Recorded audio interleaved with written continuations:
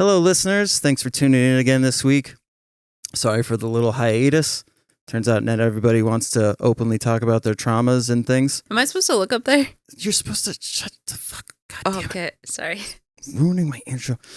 So this week, we're going to come back into it with a little more of a lighthearted interview, but I'm very excited. She is best known for her roles in Parks and Rec, Saturday Night Live alumni, and the critically acclaimed film Inside Out. Ladies and gentlemen, Amy Poehler. Yeah, it's so good to be with you here today. So what's Tina Fey like? Yeah, she's just like the coolest person ever. Do you guys go and get croissants with each other down in the village? She doesn't like croissants, so Oh, yeah, she's more of a bagel lady. that makes sense, actually. Does it? I think so.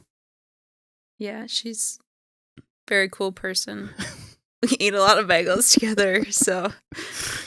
So, And she has kids. she does have kids. Yeah, Don't they both have kids? I do have kids. Yeah. I got a 5-year-old. What's their name? Mark. Mark. After Mark Hamill? Yep. Mm-hmm. So I heard you're a huge Star Wars fan, so that makes sense. Yes. I watch a lot of Star Wars. Rewatch some with Tina Fey. Ah. Yeah. Are you a fan of The Mandalorian? All right, I gotta be done. I don't know what The Mandalorian is. I don't even know Star Wars. It's just, yeah, I was gonna say it's just a bunch of more Star Wars stuff. So Lauren, are you from Minnesota originally? Yep. I was born in Minneapolis. Okay. Yeah, right by the river. You know that Wow. Like in the outside on that. place? No. Yeah, it was a natural birth down by the river. No. Is your dad Chris Farley? Is that what happened to his kid? No, that's the Chris Farley bit. Oh man, how old are you? I'm 30, but I was sheltered as a child, so. I am so excited to hear about that. Yeah. So I'm unaware. I'm learning a lot, but I'm not good with famous people's names or stories. So. So Farley was the one that did that bit on Saturday Night Live. Where Oh, I totally know what you're talking about. Down by the river. Yeah, now I get it. You know what's really funny about that is I actually have a picture that was an art form as my background of him, like going to the bathroom down by the river. Oh, that's awesome. Yeah, I saw it at a pizza place one time and I took a picture of it and then put it as my screensaver. And you didn't get the reference? Yeah. Unfucking believable. Yeah. I'm sorry. No, I'm curious now though, when you were saying like a sheltered life, did you grow up with a religious family or? Yeah, so my mom was raised Apostolic Lutheran, which is, yeah, it's a sort of a cult-like situation, which I think any religion is, honestly, but that one was, we weren't allowed to watch really any TV or movies, so I watched, like, The Sound of Music was my mom's favorite, so I did watch that. Okay.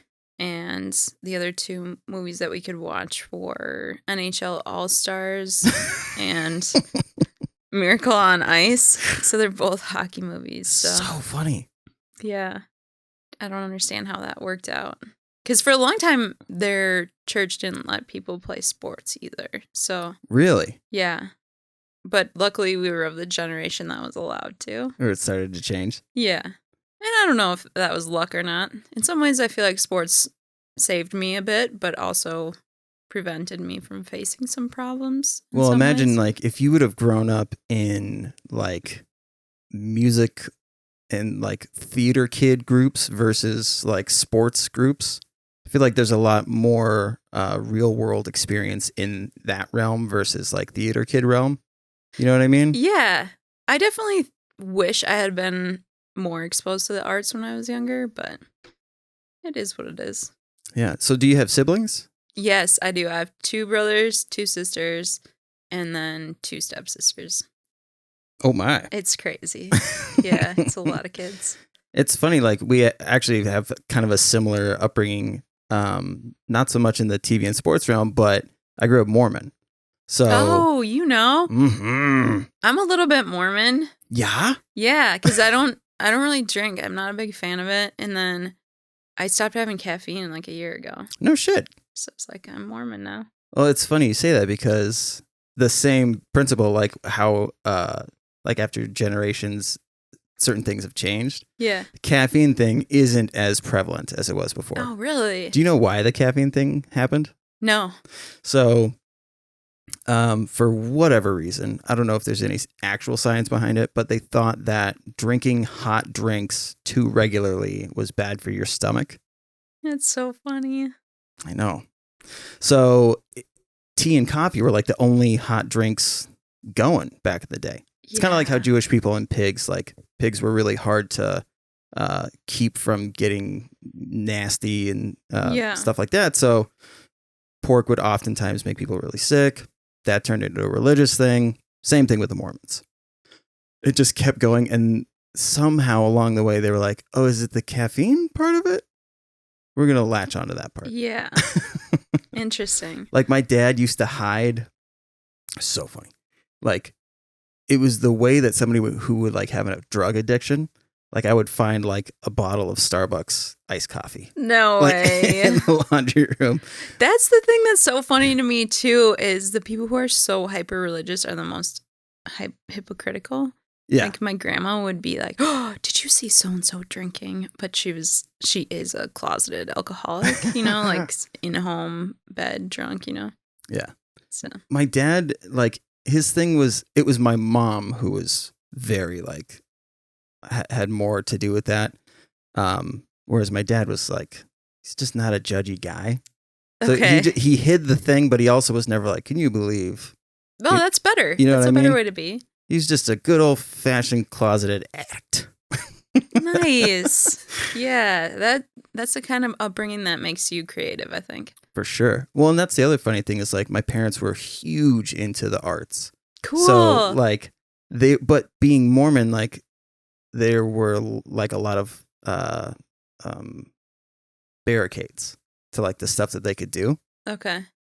So what ended up happening was my mom and these other individuals who were super religious started their own little theater company called the Shoebox Theater.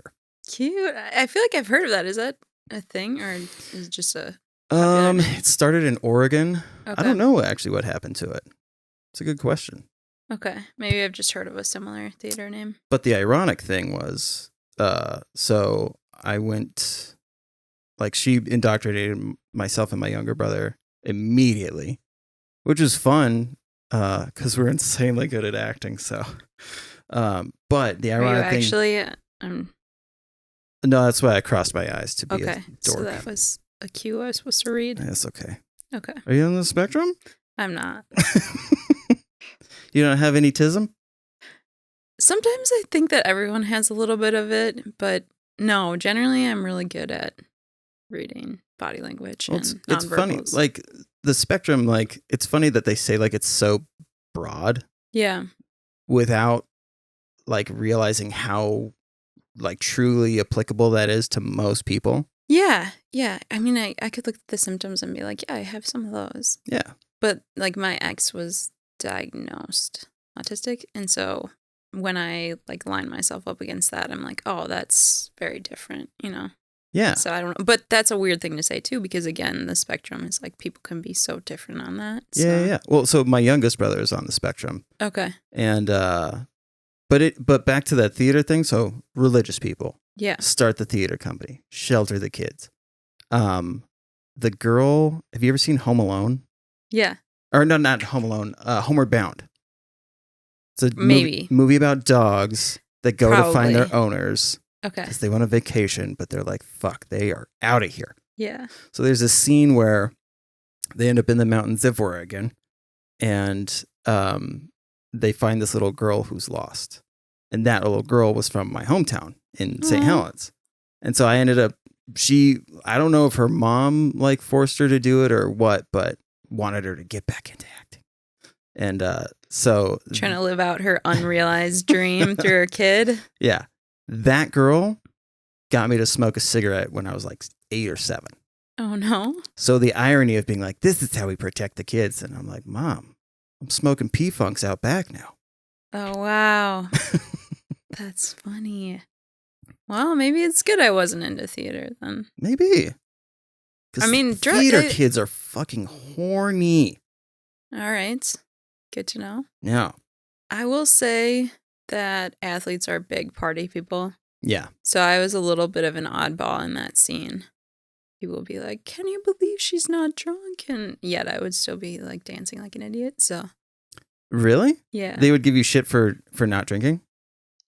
Some people would give me shit. Most people didn't care. Yeah. They just couldn't believe that I could be comfortable with myself. Yeah. So, I don't know. Yeah, I mean, most kids have social anxiety, you know, especially high school. We're constantly worried about what people think about. I mean, you think about like how long people get ready for a party that's like 8 hours away. Yeah. Like for prom you're talking about? Well, prom is a good example, but like in this town, I remember like the day that we knew somebody was having a party, like at night, all we could think about all day long was what are we going to wear? Like, how do we make sure that we don't look like dorks? Who's going to be there that could possibly make us look like dorks? Like, just a whole fucking thing. Yeah, I think I was lucky enough that my home life was too chaotic that I couldn't really worry about that. I was worried about like, oh, I wonder where I'm going to sleep tonight, or like, is my mom okay today? So my mind was just focused on other things. And then when I'd go to that, I was a very anxious kid, and I still am pretty anxious, but I think that my anxiety was just in a different area than your average kids, you know? Yeah. So that's interesting. Okay. So do you remember like when you realized or started to get embarrassed about religion? Like about your parents' faith or things? Does that make sense? Yeah.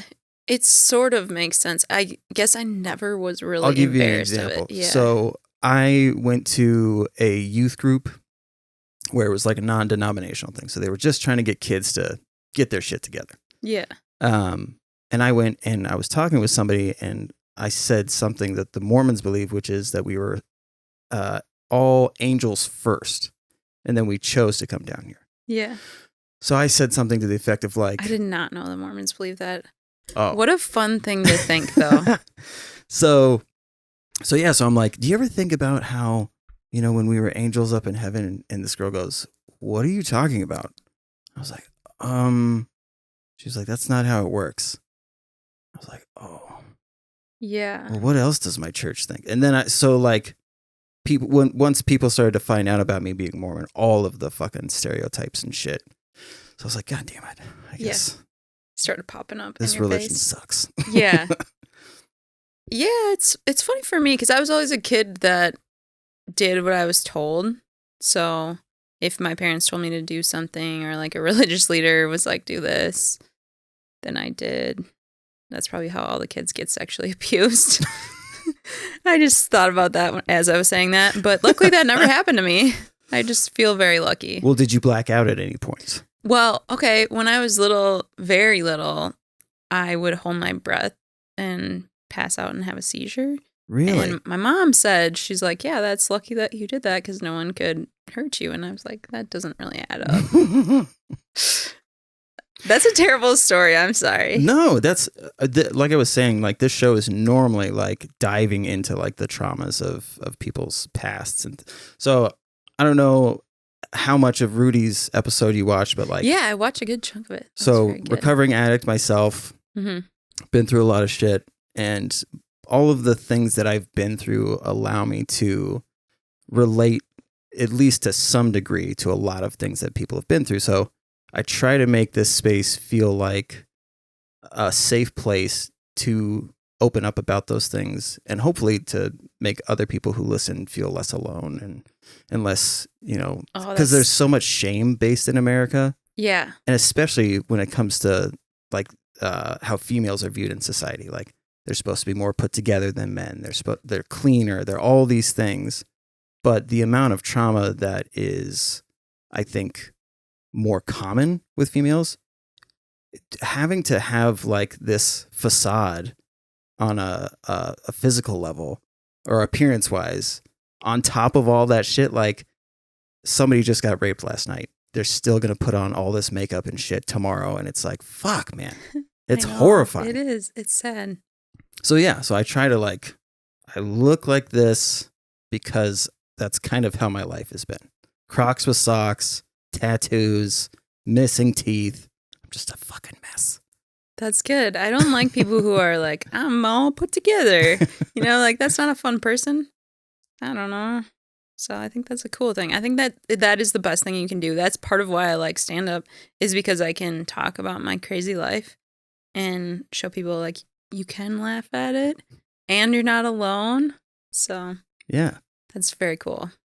I'm happy that you do this podcast too for that reason. So where do you land in age with your siblings? I'm the second oldest. Okay. So I have a sister who's 2 years older. But in a lot of instances, I felt like the oldest because I was the one who ended up taking care of my mom when no one else was really taking care of her. So, well, before we dive into that, so growing up, like, did you have siblings that were more into the church than you were? Does that make sense? Because, like, yeah. I have two brothers who are still devout Mormon, whereas they are now. Mm-hmm. Okay. Whereas three of us are not at all. Yeah. So most of my siblings are not. My older sister married a Catholic person, so she just kind of adopted that faith. And she's definitely more Christian. I believe in God. I think abortion's wrong. I can't believe you had an abortion, Lauren. It's got to be tough being 32 and wrong all the time. Yeah, for her? Yeah. Yeah. Yeah, I don't know. I'm glad I don't feel trapped in that kind of thinking. Or I'm not a good faker is what the problem is. And so if someone directly asks me, I'll be like, no, I'm not a Christian. I don't believe what you believe. So I definitely don't affiliate myself with that at all anymore. I would say I'm agnostic. And then my other siblings, my brother right below me, I actually haven't had a good conversation with him because we were alienated from each other for a long time because of my parents' divorce. Okay. So I'm curious what he thinks. But he's not overly religious or like going to church every Sunday. He'll go on the big holidays. So that's pretty much it. And then, should I go through everybody? Yeah, go for it. My other brother and my youngest sister, I would say my youngest sister is pretty spiritual, but not religious. Sure. My brother, I again need to dig into that a little bit more, but he likes the Buddhist philosophy. So, awesome. Yeah, so none of us are really aggressive. It's funny how many atheists adopt like not necessarily the belief system, but a lot of the practices because it's so good for your mental health. Yep. Or it can be, I should say. Yeah, I like how you don't need to focus on a god to do their meditation practices, whereas with other religions, it's like you're praying to a god who needs you to do this, this, and this, or live this way. Yeah. So when did you start to notice that there was more responsibility being pushed onto you? Or did it just always feel like that? Yeah, I would say it was pretty early on for me, and I realized it a lot more when my parents separated because I think my dad was taking that responsibility, and then when my parents split, my mom kind of put a lot of the responsibility onto me. So I was hearing a lot of the adult issues that were happening and trying to keep her calm and comfortable and then. So how old were you when they split? Middle school. Okay. And then after I graduated from high school, even in high school, I was still leaving school to try to take care of her whenever she would need to get away because she needed a new place to live or this is a hard place to jump in because it's such a complicated story, but my parents divorced and then they had fought over custody. And oh, no. Yeah. And so would they like pit you guys against each other? Or not against each other, but like talking shit about dad or talking shit about mom? Yeah, there was a lot of that. But in my family's case, we did see a little bit of domestic violence. Like my dad hurt my mom. And it wasn't extreme, but still as a child, you can see that and you understand like, oh, that's totally wrong. So I didn't want much to do with my dad for a long time. And then, yeah, they kind of split us apart because the why can't I say that? Social workers were trying to, I don't know why I'm, blah, blah, blah. It's like trying to say Mark Wahlberg or whatever. Yeah. They were trying to keep us away from my mom because she has a very severe mental illness. But I couldn't understand that as a kid. All I could understand was, oh my gosh, why are they keeping me away from my mom I love? So it got complicated. Yeah. I mean, do you know what her diagnosis is now? So unfortunately, she's gotten out of most of her psychological exams. She's very smart, and we think that it's schizoaffective disorder. Oh, okay. So if she gets emotional, then she kind of goes off the deep end. So it's somewhere in between like bipolar disorder and schizophrenia. Yeah. I was going to say like bipolar, schizophrenic, like they're so, because if you have a severe enough manic episode, it can showcase as like a schizophrenic episode. Yeah. So yeah. She's very paranoid and was always worried that someone was doing something to us. And so I went from living in a $1.6 million house with my parents. Holy shit. Yeah, they divorced. Then my mom got a job right away. We moved into another nice home with her, and things just kept getting worse and worse. And as I look back on it now, I think that she probably had addiction issues to like maybe a prescription combo. And did she lean on prescriptions? Like, would she say like, I just need to take this? Or she would never say it, but she was on like ADHD and sleep meds and depression meds. And I think that she used to be an RN and then worked at the Clinic of Neurology. Oh, wow. So she just had access to a lot of things, and all of her behavior kind of lines up with that. And then as I look back on it now, I realized that most of her friends were also addicts. So okay, it just kind of lines up. Yeah. But she would get a good job and then start fighting with whoever her employer was and get fired. And then, yeah, she hasn't been able to hold the job down for a number of years now. But she did work for a few years after they separated, and that was relatively calm, but they were still fighting so much. So, yeah. So, I mean, that's so fascinating to be going through that. And she worked in neurology, you said? Yeah, she worked at the MS Clinic of Neurology shortly after that. Oh, okay. Yeah. That makes sense. But I mean, so with all of the shit so I have, I'm hypomanic, or I have hypomania, which is like just a sliver away from being bipolar. It's basically the same thing. Yeah. ADHD, massive depressive disorder, all these things. But I didn't like get properly diagnosed with shit until I was 32. So it was just a lot of struggle. And then as I started to learn more about how these things really work, like ADHD can be, like if it's severe enough, can be very similar to bipolar disorder. Yeah. Like being willing to do things at the drop of a hat, just because somebody suggested it and it's like not the norm. So you're like, yeah, sure, fuck it. Yeah. Spending, impulsive, type of spending and things like that. Very common with bipolar. But with the schizophrenia stuff, it's such a sensitive thing because they try so hard to keep the diagnosis away from that. Yeah. Because there isn't like one solid fix for it, because you have to do so much work. Yeah.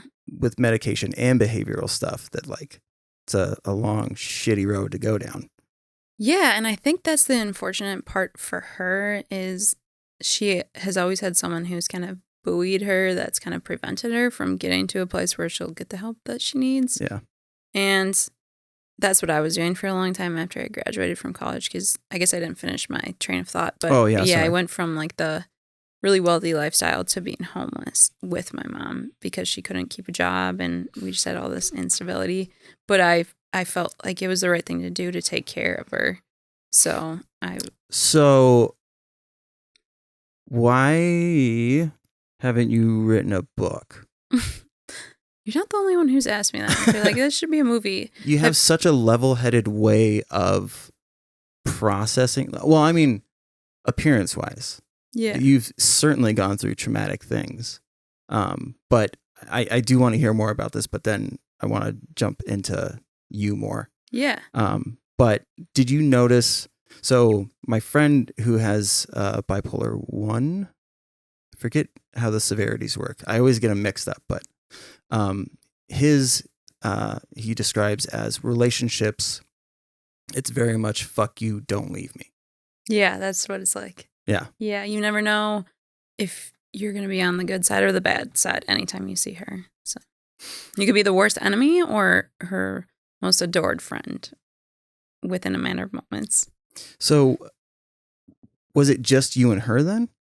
For a good chunk of time, my younger sister was always trying to be with her as well because we both, I mean, it's your mom. You don't understand as a kid. You just want to be with your mom and you can't, how can someone take you away from your mom is all you think.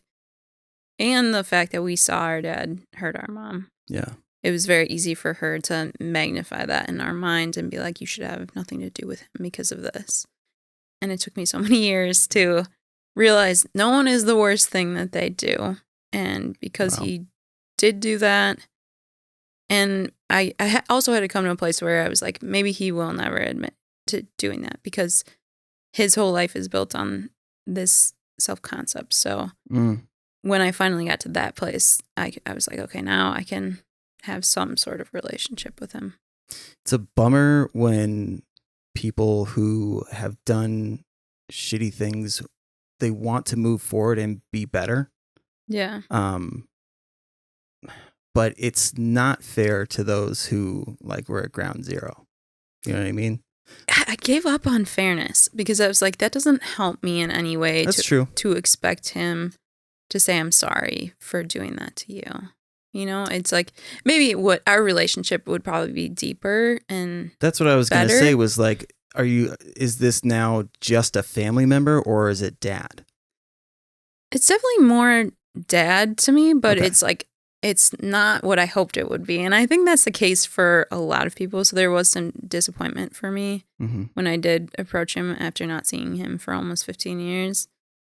Because I hoped that he would be in a place where he could acknowledge that. But I'd also let go of the idea that he ever would before I even went to him. So that's such, I mean, it's such a huge thing to be able to do. Like, I give you all of the credit in the whole wide world because that's so tough to go through that shit and not hold that resentment. Like, so did you find, like, growing up, did you like hold grudges or anything like that?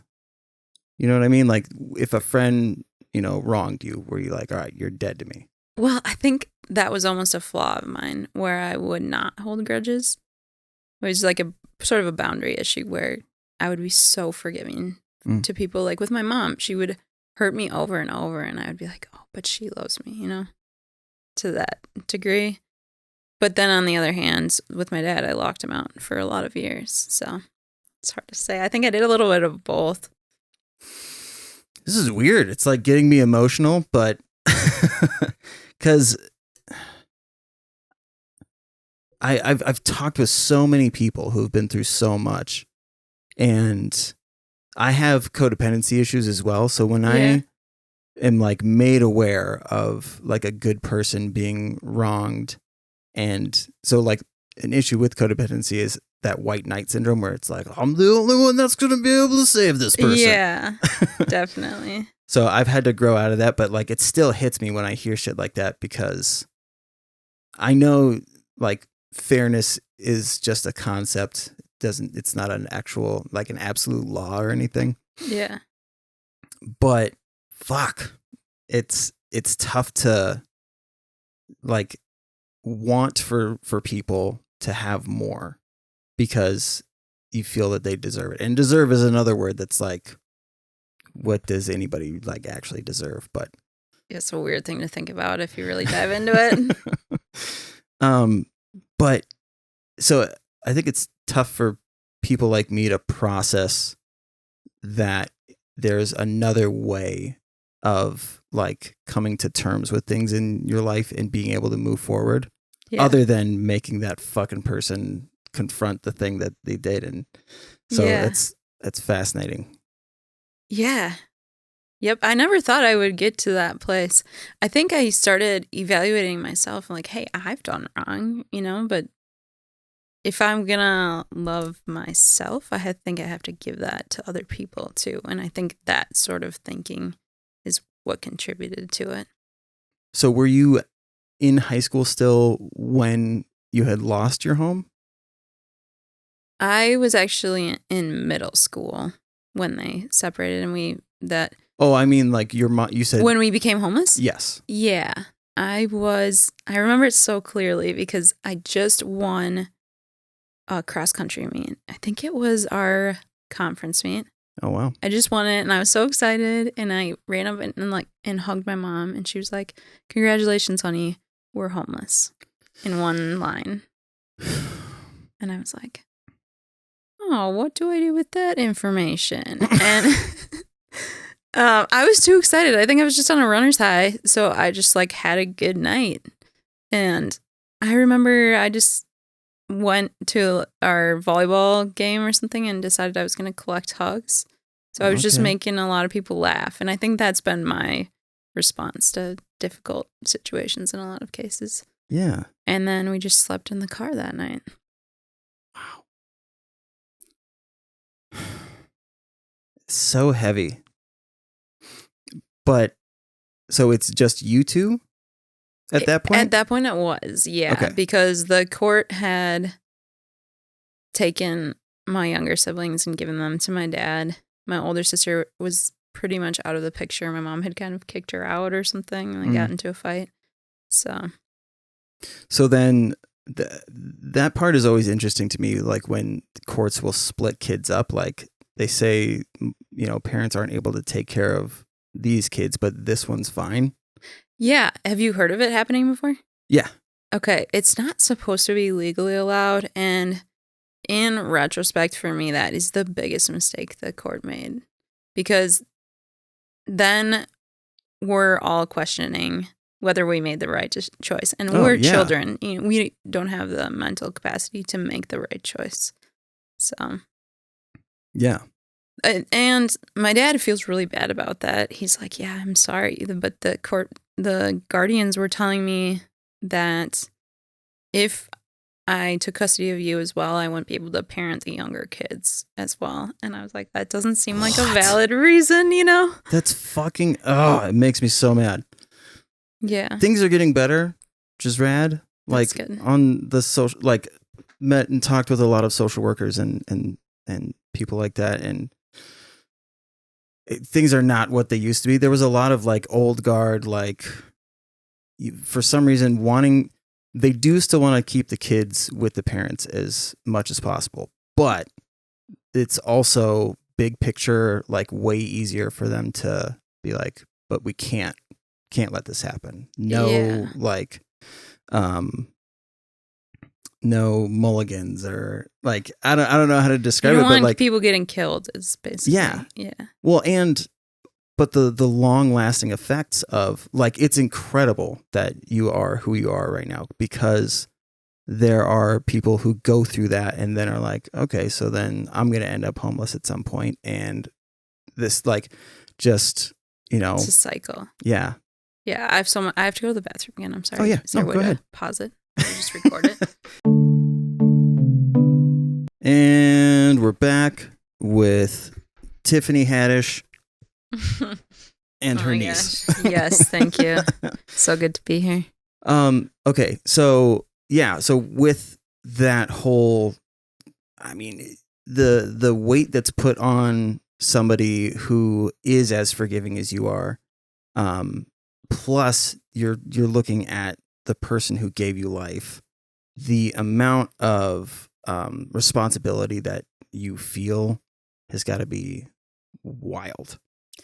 Yeah, it was intense. I think there was so much guilt, and part of that was wrapped up into the religion thing too. Oh, really? Where, yeah, because the honor your mother and your father. Oh, sure. Yeah. she used that for a while to manipulate me. But then when I realized that was not real, I started to question a lot of it. Yeah. So. I mean, okay. So you slept in your car that first night. What was the sleeping situation like on a nightly basis? Were you guys going to family or? Yeah. So our typical pattern was we would stay with someone as long as we could avoid a fight between her and whoever we were staying with. Mm. So generally, I would try to keep people calm because, I mean, the kind of person that was going to take her in was also a little bit crazy, you know? Mm-hmm. Unfortunately. And even if they weren't, because my mom was so difficult to be around, eventually they would hit their limit and be like, off you go, you guys. Wow. Yeah. So, I mean, there were certain points in high school where she would be able to book a hotel because of me, and she was getting some child support from my dad. So we were kind of living off of that. And then we stayed with my grandparents, aunts. One time we stayed with a witch, which I don't know how she found her. Like a Wiccan? Maybe Wiccan. She was a hoarder and okay. Ran some sort of Dungeons and Dragons group. So, you know, I got a lot of life experience very quickly thanks to my mom. And her general approach now, I mean, after college, she basically moved in with me. And that's what I was going to ask. So, like applying for colleges, as like shitty as it sounds like with your situation, did you have to pay for college? So this is really funny. I was appointed to West Point, and if I had taken that, that would have been a full ride. But I somehow in the middle of that was able to say no, and I'm so glad I did because I would have been a terrible fit for West Point. Yeah, I went out on the visit and I got kind of freaked out by all them guys popping in and being like, we heard a recruit was here. I was like, Ugh. Yeah, scared me. So I got lucky there. And then because I ran at a high level, I was recruited to run in college. So I was being recruited by schools while we were homeless, basically. And when I got the first letter, I was like, I didn't know you could run in college. I was just totally unaware. Oh, okay. And then after saying no to West Point, I decided to walk on to North Dakota State. But he was able to get me some scholarship that first year. Okay. And then I was getting a mix of scholarships and loans, and I transferred to so many schools because I think at that age I was like trying to figure out the answer to my mental problems. And you know, if you move when you're young, you think that that's the cure. Of course. And I was also torn between wanting to get away from what was going on with my mom and dad because they were still going to court all the time. And she was in and out of jail. And I was like the only one who really would help her. So.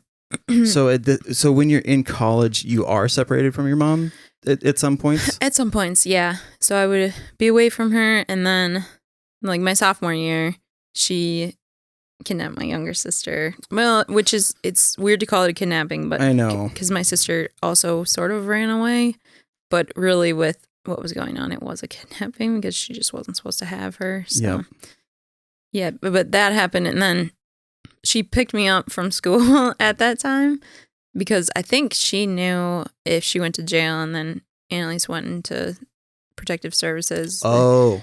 That's my younger sister. That I would be the only one who would be able to do anything, which was the case. I like went and met with lawyers and was hopping around on people's couches and trying to drive a stick shift when I didn't know how to. I think I destroyed someone's car.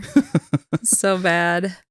So this was with your sister, or did your sister end up going? No, so my sister went, because on that trip, there were more than one trip. Because like when I was younger, she also kind of kidnapped me. And we went to Europe, so I was delinquent from school for a while. But this is the second round of it. When I was in college, we were going to go to Canada to get some sort of refugee protection there. Oh. Yeah.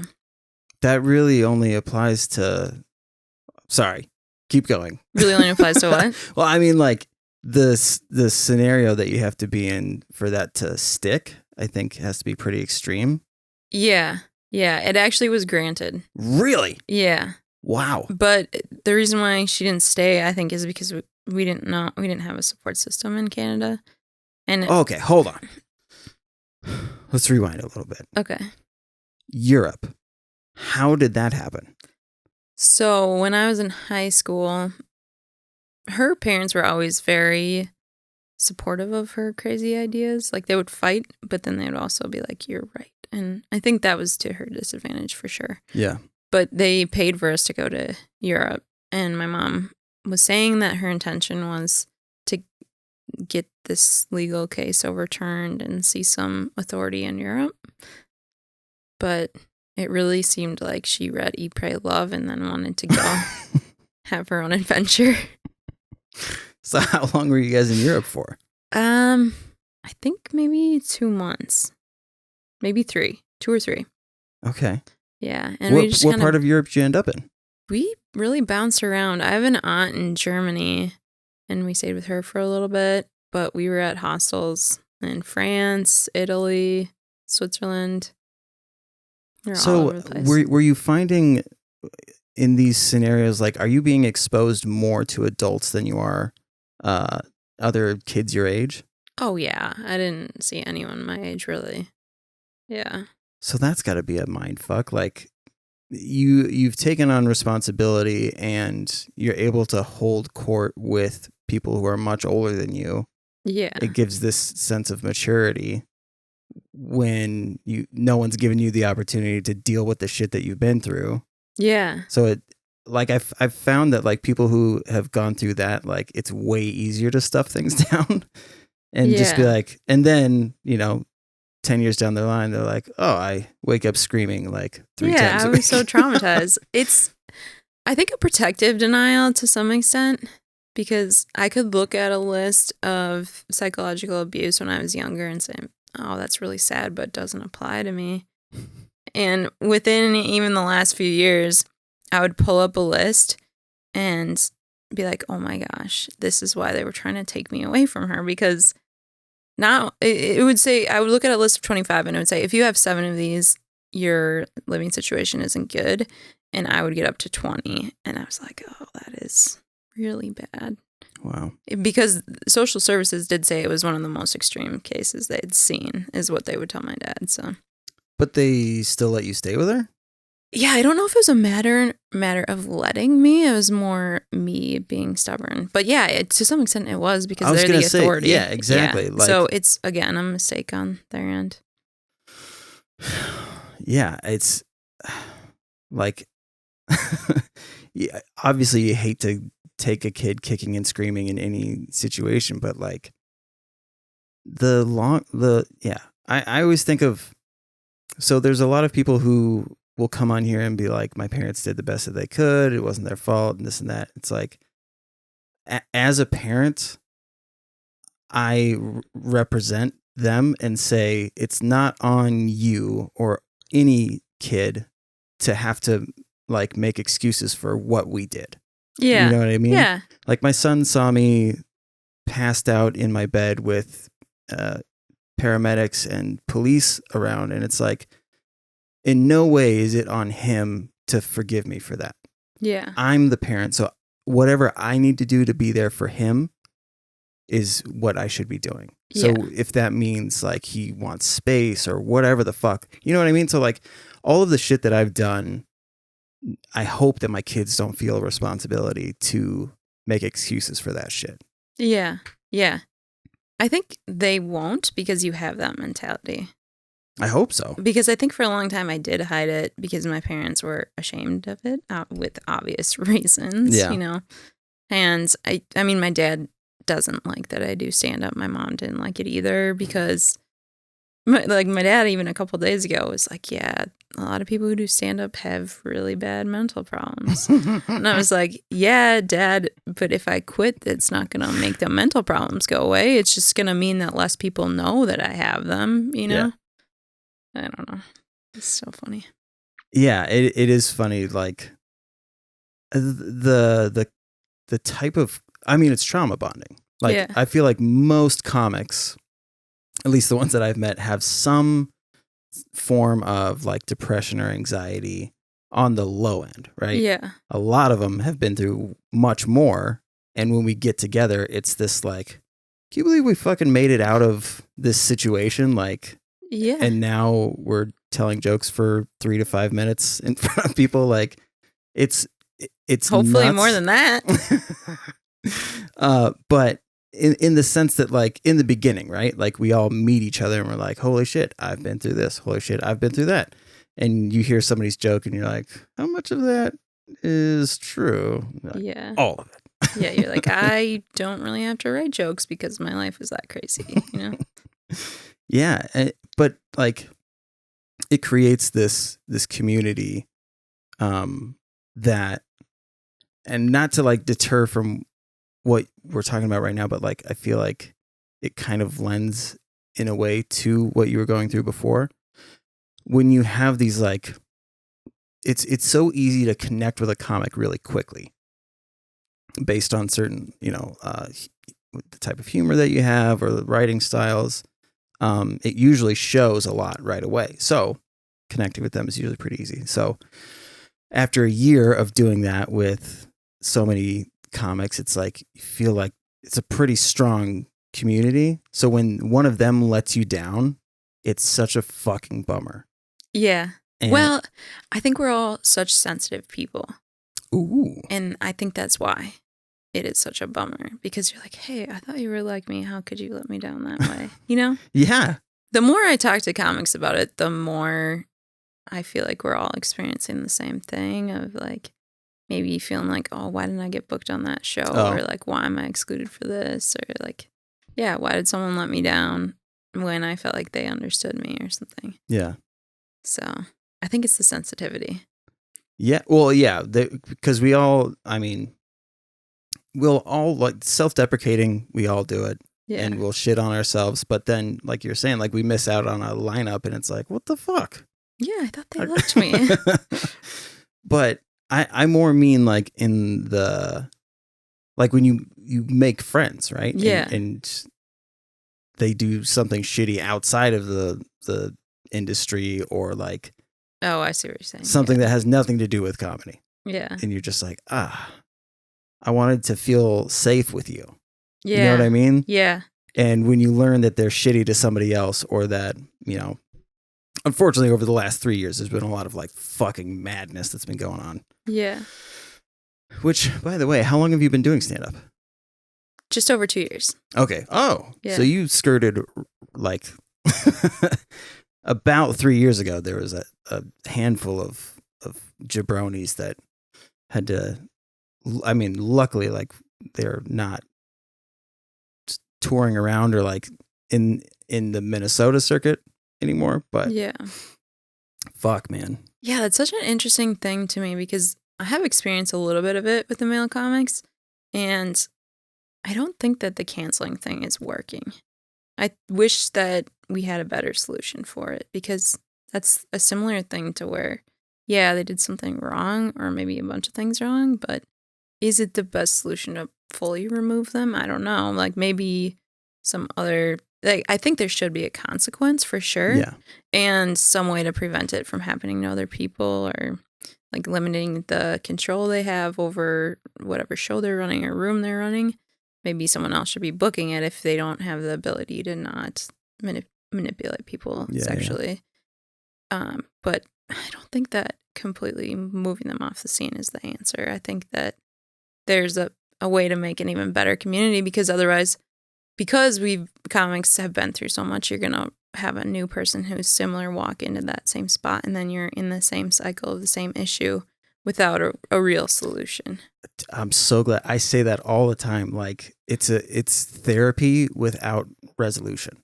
Yeah. Like, there's nothing's actually being fixed. We're just, like, in some scenarios, people are being elevated while they're expressing the shit that they've been through, but haven't done anything to try to better themselves or resolve, like, the trauma or what have you, like, that they've been through.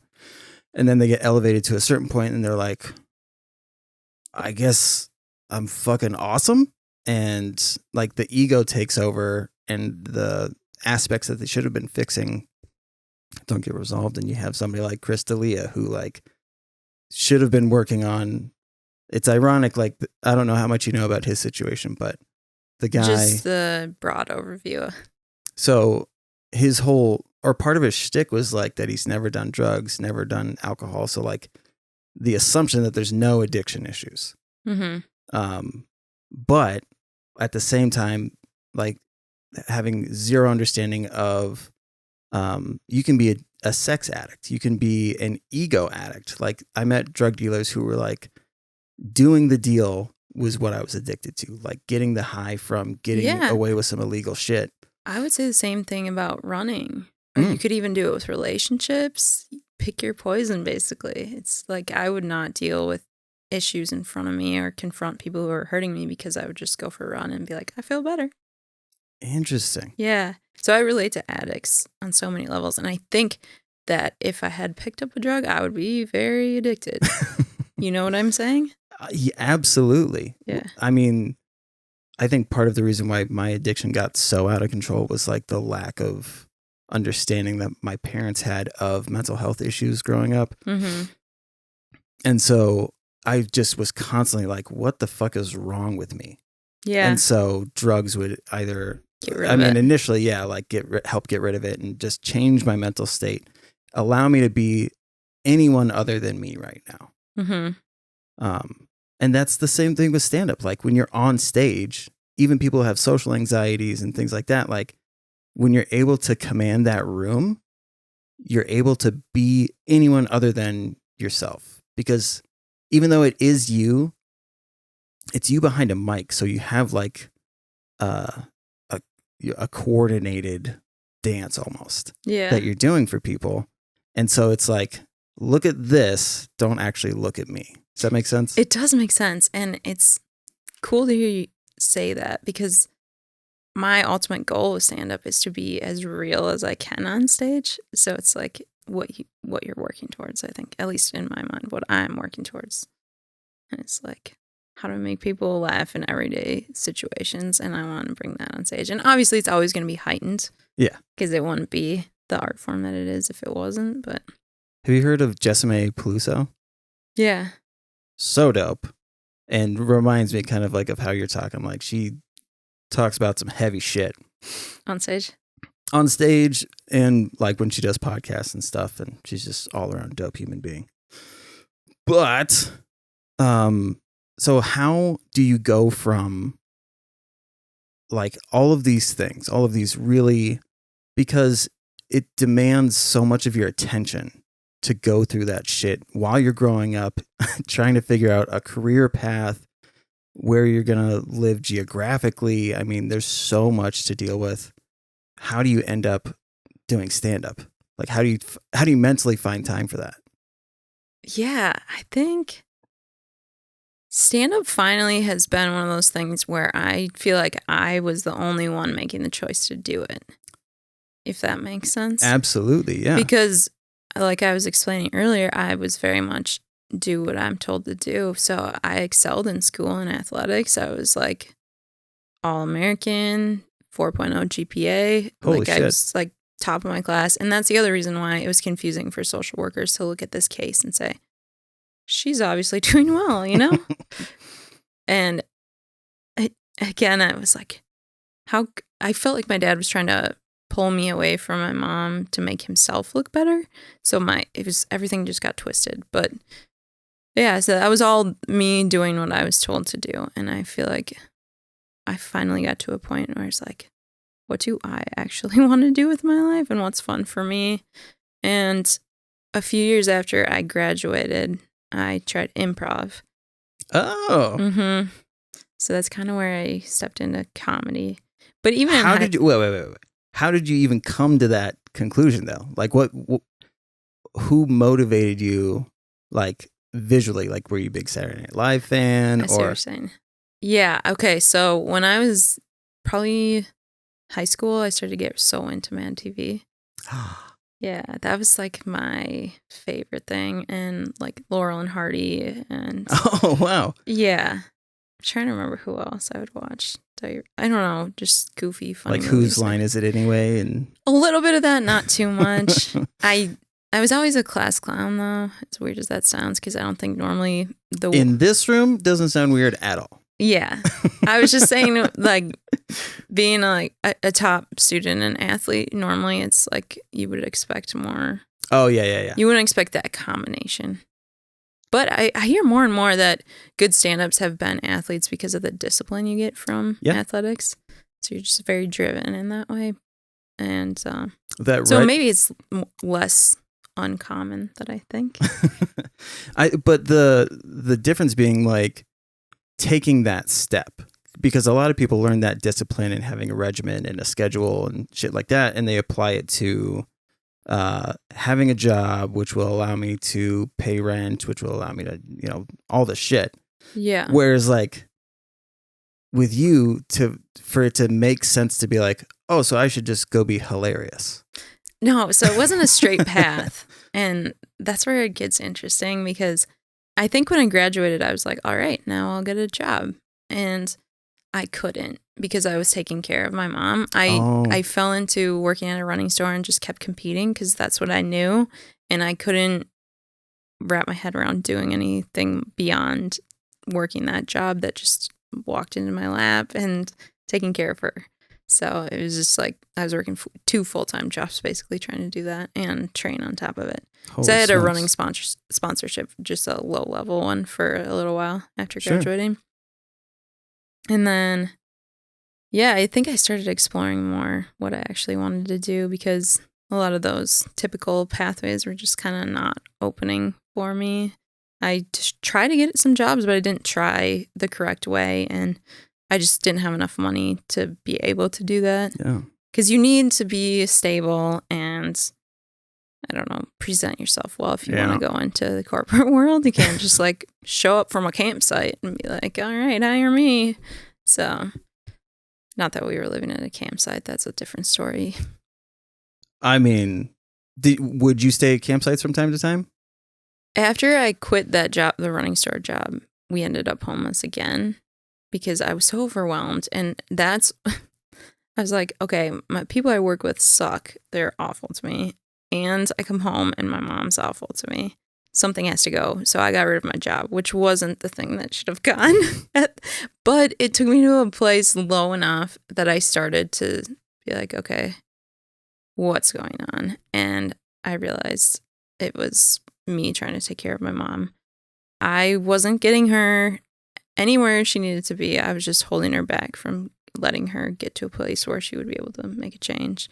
So I actually started writing every day, and that's really what made me change directions, because it gets tiring to write the same problem over and over. Finally, you're like, okay, I'm going to do something different. You're like, how many mornings am I going to wake up and say my mom was abusive to me last night?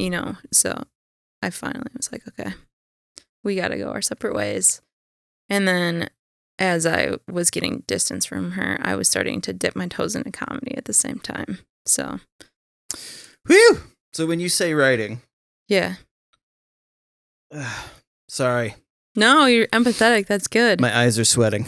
I've just, the reason I am not crying is because I've talked about it a lot, If we hit something that I haven't processed very well, I'll probably cry too, The thing that keeps running through my mind is the maddening feeling of being with somebody that you love so much and wanting to just shake them and say, just be okay. Yeah. I just want to be able to walk away and know for the next 6 hours that something awful isn't going to happen to you. Yeah. And to put on top of that it's not just someone you care about, it's your fucking mom. Yeah. Like your parents for so long to have that switch flipped and to just want them to want for themselves what they want for you. You know what I mean? Yeah. Like they want you to be successful. They want you to be happy. But in situations like your mom, like I'm sure I'm curious as to like the conversations, because I'm assuming there was a lot of like, I'm never gonna be stable, or nothing's ever gonna happen for me because the world's against me. With my mom? Yeah. Yeah. Yeah. The victim mentality was definitely her go-to. Plus, when you have bipolar and potential of schizophrenia, like it doesn't, it's not like a pity party type of like the world's against me. It genuinely feels like there's a force that you can't see that is just looming all the fucking time. Yeah. And God damn it, you just wish that like it's funny because with you, how great you seem. Like it's just an appearance. But like the mentality that you, or the outlook that you have on life is so wonderful for where it came from. So, well, I have to give some credit to my parents too, because as much difficult things that they pulled me through, they did give me some really good things. Because my mom, as much as she struggled, she was always into self-help and positive psychology and all that research. And had she not been into that, I may never have been exposed to it or been interested in trying to make myself better. So you've said that a few times. What is it like? What was it that you like? Do you have depression or? Oh, like what is my diagnosis? Yeah, it's complex PTSD and generalized anxiety disorder. Okay. So, yeah. I mean, that makes. But how fucked up is that? That like. One of the cornerstones of your PTSD is also the person that's like navigating you towards bettering yourself. Like, yeah, that's why it got so confusing, and it took me so long to unravel, because I did get a lot of good things from her. Because I think bipolar is unique in that you can see really unlimited views of the world too. So that is a huge blessing, in that I learned to see bigger visions of what I could do with my life than someone who maybe doesn't have that mental experience, you know? Yeah. Well, and I mean, generalized anxiety, how long did you live with that before coming up with some type of solution? Diagnosis? Or a solution? Yeah. Because diagnosis doesn't mean that you start fixing the problem. Yeah, it was honestly... I wasn't even diagnosed until more recently, within the last 5 years. And I would say the solutions have been slow coming. I haven't ever been on pharmaceuticals, but it's been like dropping caffeine, getting regular therapy, and just, it sounds so dumb, but making sure I sleep enough, eat enough, because it's like... It sounds dumb because it seems so obvious. Yeah, it's simple but not easy. You know, Yeah. like I have to sometimes set an alarm to remember to eat because of what I've been through. So it's interesting. Like, it's very weird. Like my treatment is unusual. So and I was curious about that too, because with running, obviously there's a danger of overdoing it, and like, were you calorie counting and things like that? Yeah, I never did calorie count, and I would work out so much, obviously, to get to that fitness level. You have to. But I feel so lucky that I didn't fall into an eating disorder. That's another thing that's kind of on a spectrum too, though. So maybe I was like dipping my toes into that category.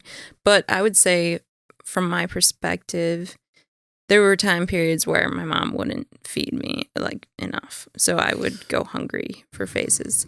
And so maybe that is an eating disorder, where I just learned to like ignore the hunger, or like not pay attention to it. But it was more... I'd tie that more to PTSD though. Yeah, that's what other therapists would say too.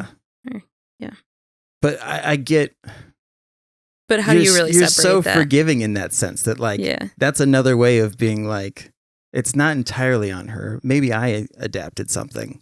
Even though like it would be considered a disorder, it's still you taking ownership of a thing. That makes sense? Yeah. So like... I think you have to, otherwise you're a victim, you know? But okay, so like, would you ever make someone feel bad for being a victim? No. Or like tell them to get over it? No. Okay. No, because you're a very strong person who has been victimized a lot in a genuine sense. Yeah. So like let it be heavy. Let it be a real thing that it's fantastic that you're big, strong black woman who don't need no man. Yeah. Thank you. That's right. But like I try to evoke that too, is like, it's okay to let that shit be as heavy as it sounds, because you're comforting me and listeners by saying, but I've done this and this and this, and it's not that big a deal. Like, you know what I mean? I just want to make sure that like, you're not validated. Yeah. Thank you. I don't even do that intentionally. I think most people don't. I think it's a little bit self-protective, because if you start to think it's too much or it's super traumatic, then you just go into this terrible mental place, which I think you need to go to. And I think I did, or I have, and I do go there when it feels like the right time for me. So I don't avoid it, if that makes sense. Okay.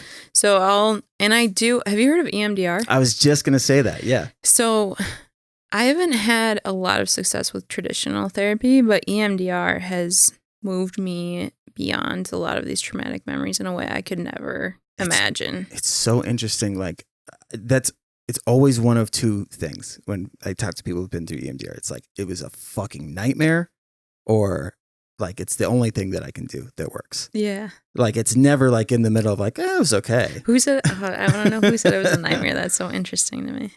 I could see though, if the way your brain works, it would just traumatize you more if you weren't ready for that experience. So would you mind explaining like kind of how it worked for you?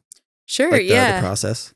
So I'd done therapy for a while, and then I started reading about the mind-body connection and how that could help. And therapy sometimes would bother me, because as a child I was really averse to it, because I felt like the therapists were telling me your mom's bad. Oh. So then I just had that mental block to it. I just didn't like the idea of going to talk to someone who was going to tell me how to think. So then when I found EMDR, it was so great, because it was my mind doing the desensitization to all these traumatic memories and helping me connect my current behaviors to things that had happened in the past, so that I could change those behaviors. So is the process like, we're going here now, and like they have you explain the situation? So there are multiple ways you can do it. You can take a memory that you have that's a really strong, disturbing memory, and start from there, just really get mentally into that moment. Or you can take a current trauma that's coming up and work backwards. Oh, okay. So usually if I were to take something current and be like, I don't know why this is coming up for me, why I'm so anxious about this, then I'll work backwards and I'll see something from childhood, and it'll be a memory I need to process there. Wow. When I process that, I get a better perspective on what's going on right now. But I mean, like, the therapist that you worked with, did they go to like a metaphorical, like it's in this room or shit like that? You know what I mean? No, it's a really interesting process, because so much of it is you doing the work versus the therapist. The therapist will give you some safe spaces if they feel like you're going over the edge on a traumatic memory. So you kind of create like, okay, let's think of a space where you're alone, but you're very comfortable and happy. Yeah, that's what I mean. Okay, yeah. So that's what I've heard before, is like this. It's so interesting to me to like, it feels like you're in like an escape room of trauma. It sounds like to me, because that's somewhere you go if you're getting too triggered from processing, because I think you have to be at a certain place mentally to even start EMDR or be interested in doing EMDR. Yeah. Because you could dig up some stuff that could upset you for a while if you're not prepared to face it. Yeah. Or, I mean, when I was in treatment, so they make you see therapists and things, especially if you have like dual diagnosis and stuff like that. And so I had been diagnosed with like depressive I forget exactly how it was worded, but like nothing like solid. Yeah. You know what I mean? It wasn't on any real medications for anything. Mm-hmm. And this guy like started asking about my childhood and if anything traumatic had happened, and like, I don't think so. And there was this one thing that kept popping in my head, and I was like, I don't know if it's traumatic or not. I just know that it never goes away. Yeah, usually and so that like is. yeah, and so he was like, well, let's talk through that. And I ended up having a fucking full-blown panic attack, and and then somebody had to bring a wheelchair over, and then I got wheeled back to my unit because I was like, I don't fucking know how to process whether that was bad or not. Yeah, your body just tells you sometimes. Yeah. Yeah, I've been surprised by things that come up that I didn't have conscious awareness of that I'll see in EMDR. I'd be like, oh yeah, I remember that happening. So it's a bizarre experience in that way. Have you ever had where you don't realize that something is abnormal until it comes up in conversation, like casually? So many times. Oh my goodness. Because as a kid, you think your life is the norm. Yeah. And then when you grow up, you're like, oh, I guess not. You guys didn't have a homeless person that you walked by on the way to school every day? Yeah. Oh, weird. Yeah. That's really normal. You weren't that homeless person? Oh shit, was I walking by you guys on the way to school? Us. Oh my God. But I mean, yeah, it's that EMDR, hopefully within the next like 3 weeks or so, I'm having somebody who does EMDR on the show. So Sweet. Super psyched. But okay, so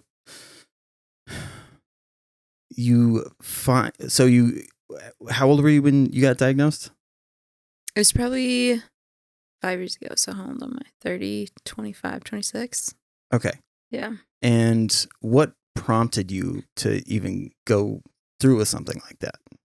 To go through with EMDR or no, getting the diagnosis? Getting diagnosis. It was, I think, when I tried to live a normal life or like do normal things in life, and I felt like I was running into roadblocks. And it was more when I started to realize, okay, like I would look at the list of trauma and be like, I need help. You know, I started to get sad about it, and I had never experienced that sadness before. Why were you making lists of, or are you No, I was researching. Okay. Right. Yeah. Okay. This is what happened. I got hurt from a running injury. And then when I couldn't like escape from everything. Oh. Yeah. That's when I had to. You literally couldn't run away from it. I couldn't run away from my problems anymore. That's where I say it was like an addiction. Yeah. Yeah. Yeah, that stuff helps bury things so well. Yeah, thank goodness for that knee injury. But okay, so you're doing research because it's hard to come like to a normal level for you? Yeah, I was like, I had the anxiety that I started to recognize, like, oh, this is not normal. People don't have this kind of anxiety. And then I was starting to say, like, oh, I want a relationship with my dad, and I probably need distance from my mom. And it was just started to be a lot to try to do on my own. So, and I think maybe it was more of a depressive episode that never really got diagnosed, but I just, from not being able to work out, I think too, it's just like, okay, I need to do something different. Well, that I forget what it's called, but when you have a lack of serotonin for so long, like if you're maxing out your serotonin levels for a long time and then it just drops off. Your body freaks out. Yeah. Yeah, it's definitely withdrawal. I always talk about it as like, body's like, where's the fucking happy juice? Yeah, that's exactly right. It was both a bad and amazing time, if that makes sense. Because it took me to a low enough place where I had to make a lot of changes. Wow. And then, so you said you had done some improv or went to school? What was the... I took some courses at Huge, so that's how I got into it. What is Huge? Huge Theater. It's this tiny theater in Minneapolis. Oh, okay. Yeah. Did you meet any comics there? there's not a ton of crossover between stand-up and improv. Unbelievable. Did you know that? Yeah. Okay. There's another improviser who does stand-up regularly. Jeremiah Watkins. I was going to say MJ. MJ. Do you know MJ? He's an awesome guy. Oh, you're talking a local guy. Yeah. Oh, you're talking big names. Yeah, okay. yeah. So Jeremiah Watkins is a guy that like so clearly was big improv guy in the way that he does stand up. Yeah. He even created a circuit where what the fuck does he call it? I forget what it's called, but it's a show where nobody has a plan set, and it is all comics. So yeah, I've seen that. That's like what Sydney runs at Mortimer's. Mm-hmm. Yeah, the made up set list thing. Oh, is that it, or is it a little different? So there's one in Canada where comics will show up, and then something pops up on this screen, and then they have to create their set list around that. Okay. Whereas this one, the one that Jeremiah does, is like a club setting. And somebody from the crowd, they'll take a suggestion and then boom, here's your set. Okay, that sounds super fun. That'd be right up my alley. Yeah. On the old podcast that we had, I would do like improv-ish stuff all the time. I'll have to show Clifton T. Parks. I don't think I've met him. Oh, he's gorgeous. Okay. Lovable bear. He's okay. the best. If you saw him, actually, I bet you'd recognize him because he's helped out with like soundboards and stuff like that a lot at clubs. But, so how did you find Huge? I think I was poor, so I was like, which place will let me just do like a payment plan or something? Okay. So Huge was the theater, and that's how I found them. And how long did you do that for? I did that for like 3 years, and then I was in a group and didn't love it. So then after leaving that group, I just had in the back of my mind, I was like, oh, at some point in my life, I want to try stand-up. So why not now? Because I needed some outlet because improv had been such a good creative outlet for me. Then I was like, I want to see if maybe stand-up would be fun for me. But it was a real possibility to me that I would try it once and be like, nah, not for me. So I just went into it with that thinking. Didn't do any research on the scene at all. Just showed up at Acme with I was going to say, did you go to Acme? Yeah, some terrible jokes. But I got a couple laughs and that hooked me. So I loved it. It's so funny. Acme kind of broke me for a few months because I had been doing mics before I went there. And then I think I had only been doing stand-up maybe a year. Okay. When I went there. And it went the crowds are so good. Like, people don't realize, like, there are certain crowds that, like, they are there for you. They are rooting for you. They get that it's open mic. We're on your side. Yeah. Unless you Sisyphus, fucking suck. CCU and Sisyphus too. So it went super well, and I was like, oh my God, this is what I'm going to do for the rest of my life. This is incredible. And it didn't go very well for a couple of years after that. But then things changed, yada, yada. So you do stand up at Acme. Did you introduce yourself to any other comics or? Yeah, I am pretty extroverted. So I met like probably 5 or 6 other comics. I don't know what that was. That was like not even a burp.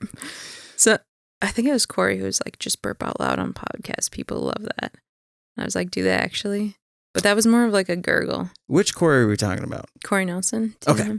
Yeah, he's the one we broke up recently. Because we dated for like a year. Oh, okay. Yeah. Don't date comics. That's what people say. And it was a bummer because I felt like he hosts an open mic that I love and I've gone to since before we even dated. Yeah. And so I felt like I had to stay away from there, which maybe I didn't, but I think it was good just so we can feel like we're not dating anymore. So now it'll be like, after this week, we will have not seen each other for like 6 weeks. And I feel like that's a good amount of time. Sure. To go back to just acquaintances, right? But as much as people tell you not to do it, we had such a good time. See, that's the thing is like, it's so like back to that whole like people not solving their problems. Yeah. Having deep connections with another comic who may or may not have underlying mental health issues. It's one thing I would say probably. Anyway, sorry. To see them on like a weekly basis is different from seeing them every night.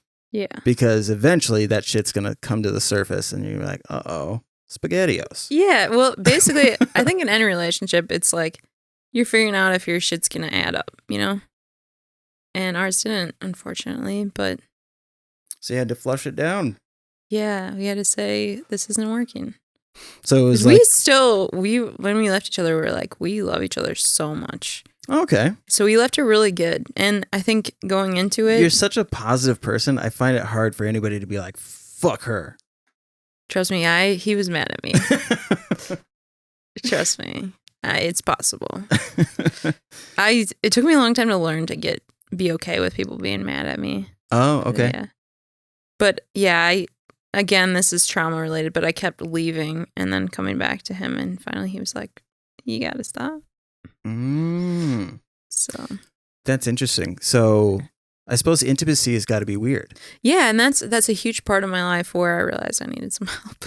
Because when I would start to get close to someone, there would be all this trauma reaction that I was like, that seems wrong. Like the fear of losing them, or what does it feel like? Yeah, it's a fear of losing them. Just because as a child, I felt like my dad left me, and then my mom, if she would get upset, would just drop me off at my dad's, or like, you know. Well, and plus your siblings. I mean, yeah, I was separated from my siblings. Limited time with them, which is a fucking so frustrating to hear. Like, yeah, but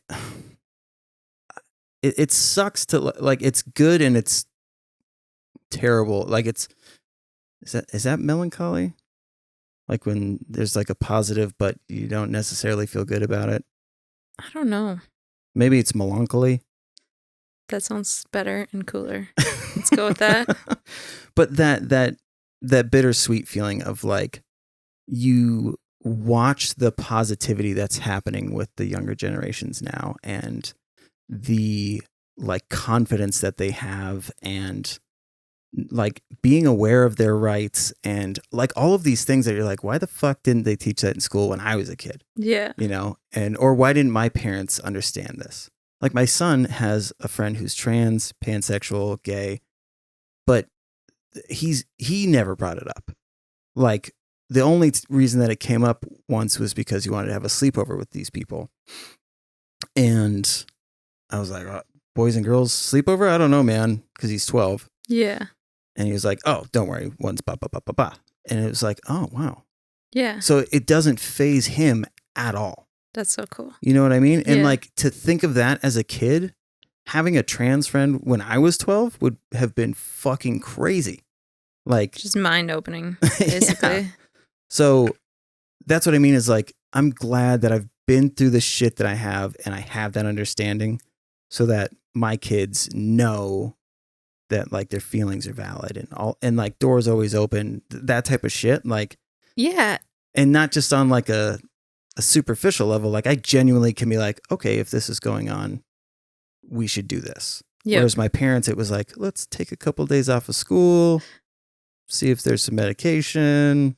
Let's keep it as hidden as possible too. Then let's stuff that shit down. You should be really embarrassed of this.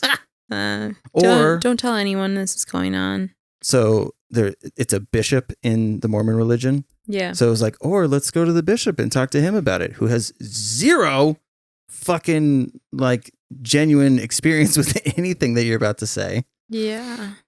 They're just going to say, well, just pray to the Lord and everything will be fine. Jesus will take care of it. Yes. Yeah. Which I have since Satan is the one that really wants you to believe in yourself. Good. Yeah. That's awesome. What was I just going to say?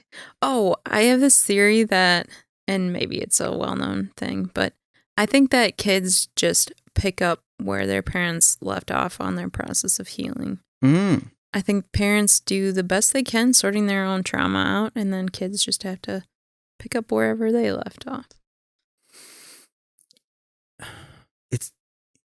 like on a broad spectrum, I would say yeah. But like I feel like there's a lot of people who just pass down like bottling their shit up. Yeah, and maybe they're not capable of moving it forward. I think everybody does as well as they can. But it takes, like, if you were to think about like your situation, do you know what your mom's childhood was like? I get a general idea because we did stay with her mom and dad for quite a while.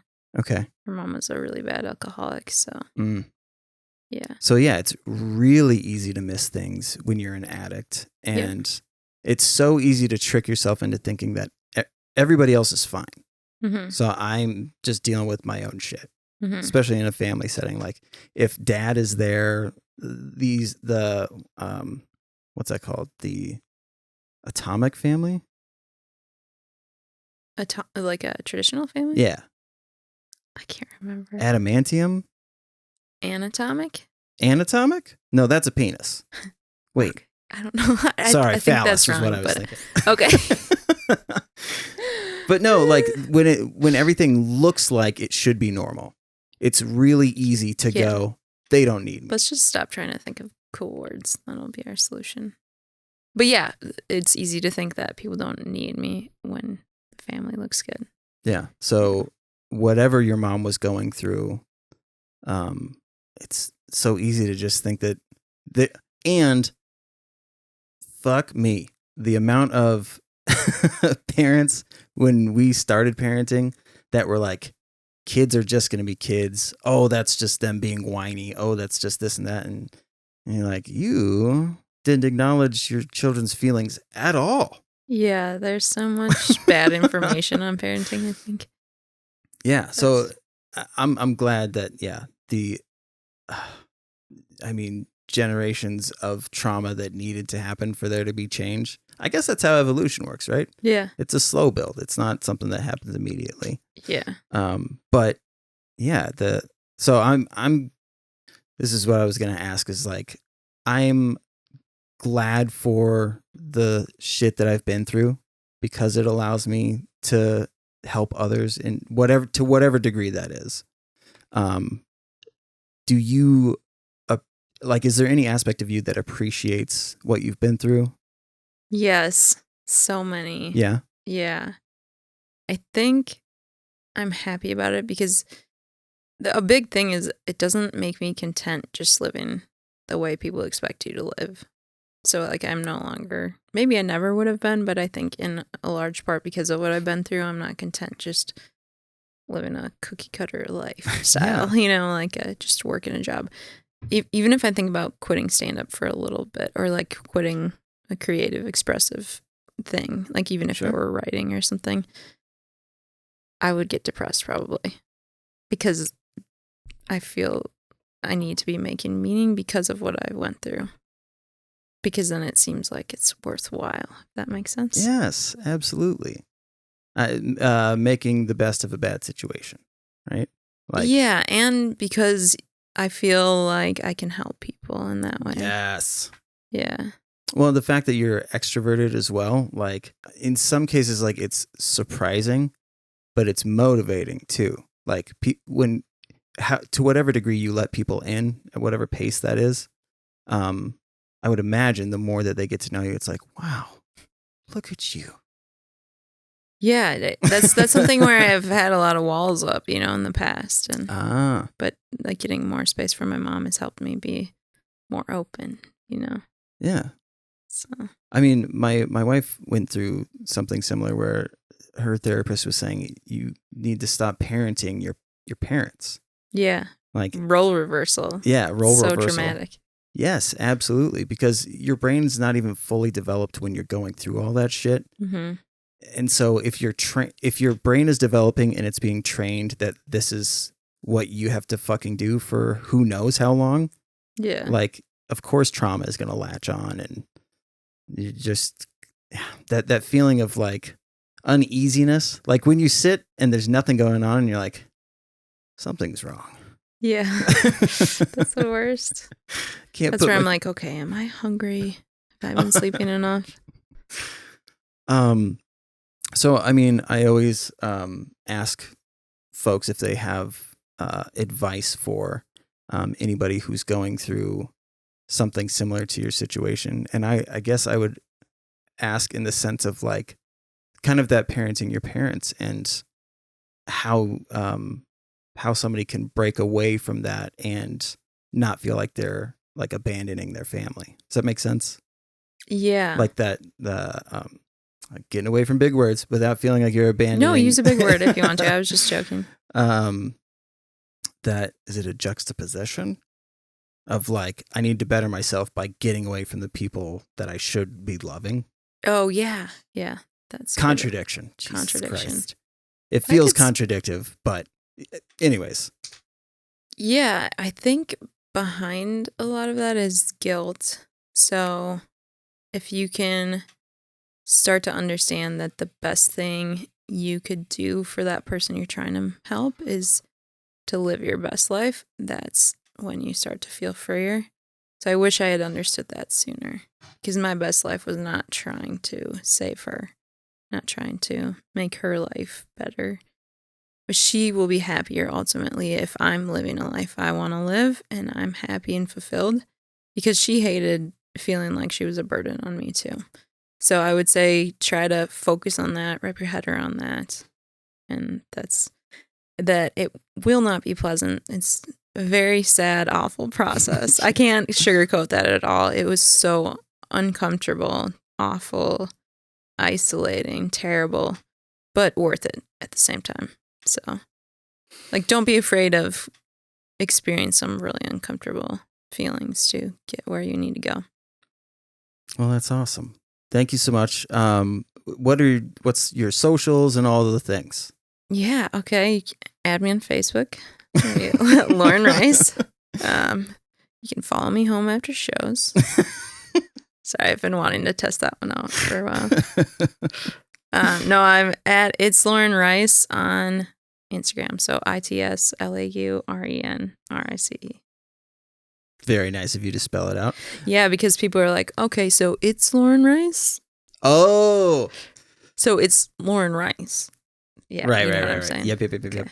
Do you have any shows coming up? Are you on any lineups? Yes. Well, when are you? So this will be coming out Tuesday. Okay, so perfect. I am putting together, producing, hosting my first show ever on Saturday. Hell yeah! The 15th, or is it the 16th? That's the 16th. Yes. Of April. Yes. Yeah, I'm so excited. Right, the day before Easter. Yes. Yeah. My dad mentioned that in a very disappointed voice. And I was like, you're right. I should write some Easter jokes. And then he was even more disappointed. So, yeah, the night before Easter, which who's doing anything that night anyway? The Lord will forgive you in the morning. Mm-hmm. But, yeah, that should be fun. It's at Underground Music Cafe. Oh. Have you been? I have not. Okay. Right by the Twin Stadium. Oh, okay. And then music starts at 7 and comedy will start at 8. Oh, that's awesome. Mm-hmm. Well, hell yeah. Yeah, thank you again so much for doing this. Appreciate you. It's nice to meet you in person. Yeah. Oh, wait, no. I don't think we ever have met in person. I think we just met virtually. Yeah. Because I was going to say, It's been all pandemic-y. I was going to go to a show at Sisyphus one time that you were going to be at, but I didn't end up making it. Yeah. So, yeah, pleasure meeting you. Yeah. This has been really fun. I love talking about this kind of thing. Well, rad. I mean, I would love for you to come back if you want to dive into any more of that stuff. That'd be fucking great. Definitely. Just let me know. Sweet. And to the listeners, be well to yourselves.